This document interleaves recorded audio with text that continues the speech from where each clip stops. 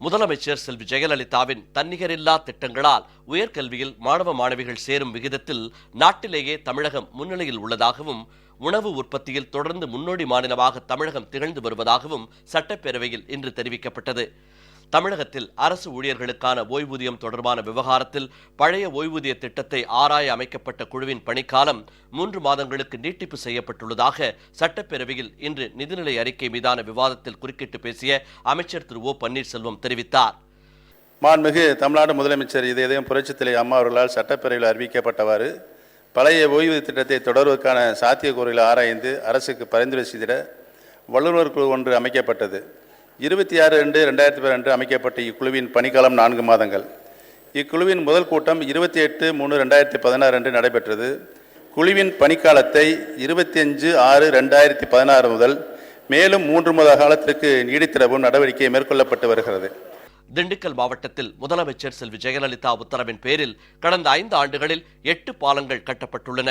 20 கோடியே 9 லட்சம் ரூபாய் செலவில் புதிய தடுப்பணை, குளம், கால்வாய் சீரமைப்பு உள்ளிட்ட பணிகள் மேற்கொள்ளப்பட்டதாக அமைச்சர் திரு எடப்பாடி கே பழனிசாமி தெரிவித்தார். கடந்த 5 ஆண்டு காலத்திலே மாண்புமிகு புரட்சித் தலைவி அம்மாவுடைய ஆட்சியில் 8 பாலங்கள் அவருடைய தொகையில் கட்டி முடிக்கப்பட்டிருக்கின்றன. இந்த பாலமுடைய விவரங்கள் வேணால் நான் சொல்கிறேன். இன்றைக்கு பழனி தாராபுரம் சாலை 1.37 கோடி, மஞ்சநாயக்கன்பட்டி, பெரியபுதூர், கோத்தம்பட்டி, முனூர், ஜவாதுவட்டி. அதே போல இன்றைக்கு பொதுப்பணித்துறையின் மூலமாக ஒட்டச்சத்திரம் சட்டமன்ற தொகுதியில் கடந்த 5 ஆண்டு காலத்தில் நீர்வள ஆதாரத்துறை மூலமாக 20.09 கோடி மதிப்பீட்டில் 8 பணிகள், புதிய தடுப்பணைகள் புனரமைக்கும், புதிய குளங்கள் அமைக்கும், அணைக்கட்டுகள் மற்றும் கால்வாய் மற்றும் சீரமைக்கும் செயல்படுத்தப்பட்டுள்ளன. புதிய தொழில்கள் தொடங்க விரைந்து அனுமதி அளிக்க ஏதுவாக ஒற்றைச்சாளர முறையை இந்தியாவிலேயே முதலில் தமிழகத்தில் 1994ஆம் ஆண்டு அறிமுகப்படுத்தியது முதலமைச்சர் செல்வி ஜெயலலிதா என்றும், உலக முதலீட்டாளர் மாநாட்டிற்கு பிறகு மாவட்ட ஆட்சியர்கள் மூலம் ஆய்வு செய்து ஒற்றைச்சாளர முறையில் 30 நாட்களில் தொழில் தொடங்க அனுமதி அளிக்கப்பட்டு வருவதாகவும் பட்ஜெட் விவாதத்தின் போது அமைச்சர் திரு பி தங்கமணி தெரிவித்தார். ஒற்றை சாளர முறை சரியாக செயல்படவில்லை, ஆந்திராவிலும் தெலுங்காவிலும் சரியாக செயல்படுகிறது என்று சொன்னார்கள்.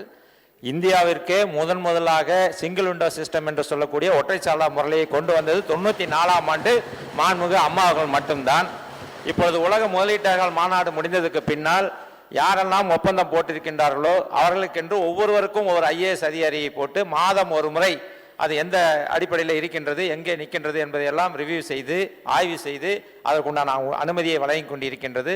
திண்டுக்கல் மாவட்டத்தில் நத்தம், நிலக்கோட்டை உள்ளிட்ட 3 பேரூராட்சிகளில் 1276 ஊரக குடியிருப்புகள் பயன்பெறும் வகையில் முதலமைச்சர் செல்வி ஜெயலலிதா 110 விதியின் கீழ் கூட்டு குடிநீர் திட்டத்தை அறிவித்து அதற்காக 636 கோடி ரூபாய் நிதி ஒதுக்கீடு செய்து அதற்கான பணிகள் முழு வீச்சில் நடைபெற்று வருவதாக அமைச்சர் திரு SP வேலுமணி சட்டப்பேரவையில் இன்று தெரிவித்தார்.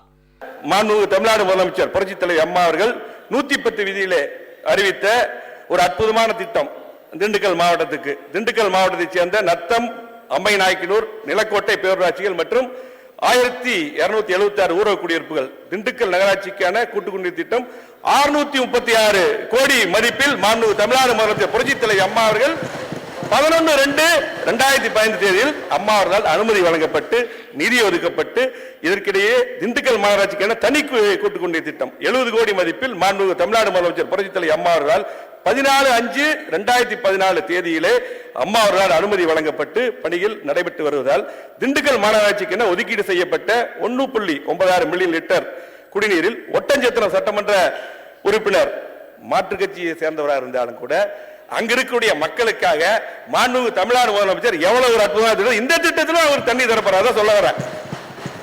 ஒட்டஞ்சத்திரம் பொதுமக்களின் நலன் கருதி ஒட்டஞ்சத்திரம் கீரனூர் பேரூராட்சிக்கு உட்பட்ட பகுதிகளுக்கு நாளொன்றுக்கு 65 லட்சம் லிட்டர் குடிநீரை வழங்க மாண்புமிகு தமிழ்நாடு முதலமைச்சர் புரட்சித் தலைவி அம்மா அவர்கள் தாயுள்ளத்தோடு அனுமதி தந்துள்ளார்கள்.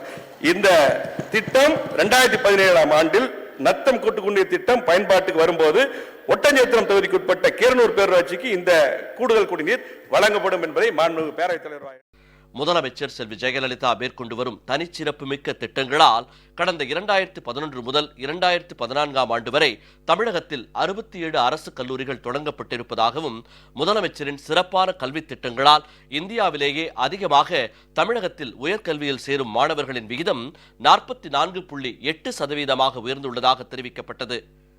மாண்புமிகு உறுப்பினர் அவர்கள் பேசுகின்ற பொழுது எங்கெங்கு கலைக்கல்லூரிகள் தேவையோ அதை கண்டறிந்து இந்த அரசு நிறுவ வேண்டும் என்று சொன்னார்.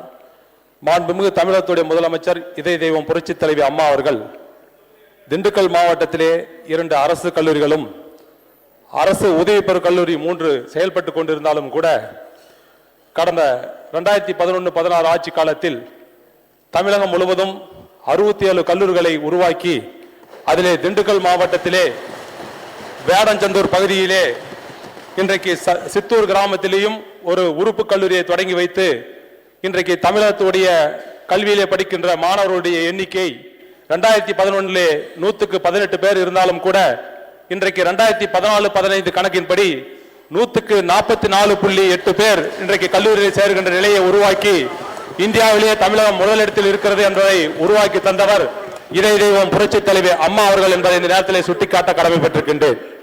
முதலமைச்சரின் சிறப்பான திட்டங்கள் காரணமாக திமுக ஆட்சியில் 21 லட்சம் லிட்டராக இருந்த பால் உற்பத்தி அஇஅதிமுக ஆட்சியில் 31 லட்சம் லிட்டராக உயர்ந்துள்ளதாக அமைச்சர் திரு SP சண்முகநாதன் சட்டப்பேரவையில் இன்று தெரிவித்தார். 2001-2006 அம்மா அவர்கள் ஆட்சியில் இருந்தபோது 2006ஆம் ஆண்டு அம்மா அவர்கள் பால் கொள்முதல் 22 லட்சம் லிட்டர் அரசு கொள்முதல் செய்தது. அதற்கு பின்னால் வந்த அரசு 2011 அது விட்டு செல்லும் போது 21 லட்சம் லிட்டராக இருந்தது. 1 லட்சம் லிட்டர் பால் குறையாக 5 வருடம் ஆட்சி செய்து 1 லட்சம் லிட்டர் குறைவாகத்தான் கொள்முதல் செய்தது என்பதை இந்த நேரத்தில் நான் தெரிவித்துக் கொள்ள விரும்புகிறேன். அதற்கு பின்னால் அம்மா அவர்கள் கடுமையான நடவடிக்கையின் காரணமாக 21 லட்சம் லிட்டராக இருந்தது.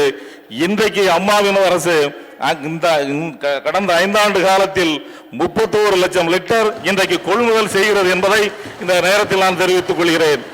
முதலமைச்சர் செல்வி ஜெயலலிதா வேளாண் உற்பத்தியை பெருக்க மேற்கொண்ட நடவடிக்கைகள் காரணமாக தமிழகத்தில் உணவு தானிய உற்பத்தி தொடர்ந்து அதிகரித்து 2015-16ஆம் ஆண்டு 130.65 லட்சம் மெட்ரிக் டன்னாக உயர்ந்துள்ளதாகவும் வரும் ஆண்டில் இது மேலும் உயரும் என்றும் உணவு தானிய உற்பத்தியில் மத்திய அரசின் கிரிஷ் கர்மான் விருதை 3 முறை தமிழக அரசு பெற்றுள்ளதாகவும் அமைச்சர் திரு ஆர் துரைக்கண்ணு தெரிவித்தார். வேளாண்மை உற்பத்தியில் இந்தியாவிலேயே முதன்மை மாநிலமாக தமிழகம் திகழ்ந்து கொண்டிருக்கிறது என்பதற்கு எடுத்துக்காட்டாக 2014-15ஆம் ஆண்டில் 127.95 லட்சம் மெட்ரிக் டன்களாகவும் 2015-16ஆம் ஆண்டில் 130.63 லட்சம் மெட்ரிக் டன்களாகவும் கணக்கிடப்பட்டு அகில இந்திய அளவில் தமிழகம் முன்னிலையில் இருக்கின்றது. ஒரு ஆண்டிலும் 147.80 லட்சம் மெட்ரிக் டன்களை இலக்காக கொண்டு புரட்சித் தலைவி அம்மாவுடைய அரசு செயல்பட்டு வருவதுடன் இன்றைக்கு இந்திய அரசினுடைய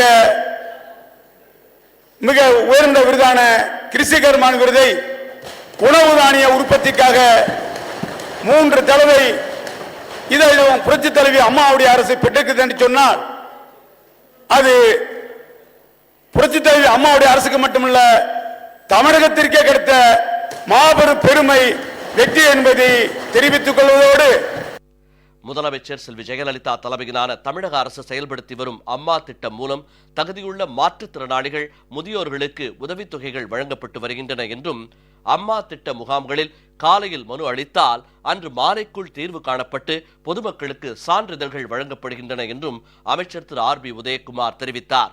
இந்தியாவிலே மக்களை தேடி அரசு என்கிற ஒரு நிர்வாக புரட்சியை செய்திருக்கிற ஒரே முதலமைச்சர் புரட்சி தலைவி இதய தெய்வம் அம்மா.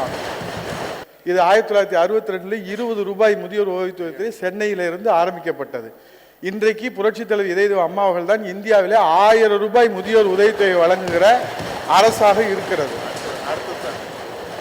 இங்கே அவர்கள் சொன்னார்கள் என்று அரசு என்ன செய்தால் விதிமுறைகளை காலத்துக்கு ஏற்றபடி தளர்த்தி இருக்கிறது. புரட்சித் தலைவர் இதய அம்மா அவர்கள் தான் மகனும் மகளும் இருந்தால் அவர்கள் வறுமை கோட்டுக்கு கீழே இருந்தால் அவர்களுக்கும் வழங்கலாம் என்று விதிமுறைகளை தளர்த்தி கொடுத்திருக்கிறார்.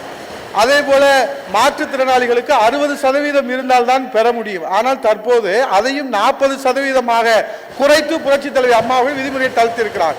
இந்த விதிமுறைகளை தளர்த்தியதன் நோக்கம் என்னவென்று சொன்னால் அனைவருக்கும் முதியோர் உதவித்தொகை ஆதரவற்றவர்களுக்கு வழங்க வேண்டும் என்பதுதான் இந்த அரசினுடைய எண்ணமாக இருக்கிறது என்பதைத்தான் நாங்கள் இங்கே எடுத்து காட்டுகிறோம். இந்தியாவிலே வழிகாட்டுகின்ற வகையிலே 52 லட்சம் மனுக்களை பெற்று மக்களை தேடி அரசு என்கின்ற அடிப்படையிலே மாவட்ட அளவிலே அல்ல, ஒரு வருவாய் கிராமத்திலே ஒரு வட்டாட்சியர் அலுவலகத்தை கொண்டு சென்று வெள்ளிக்கிழமை தோறும் அம்மா திட்ட முகாமிலே தகுதியுள்ள மனுக்களுக்கு அன்றே தீர்வு காண்கின்ற ஒரு வரலாற்று நிர்வாக புரட்சியை புரட்சித் தலைவர் அம்மா அவர்கள் நிர்வகித்திருக்கிறார்.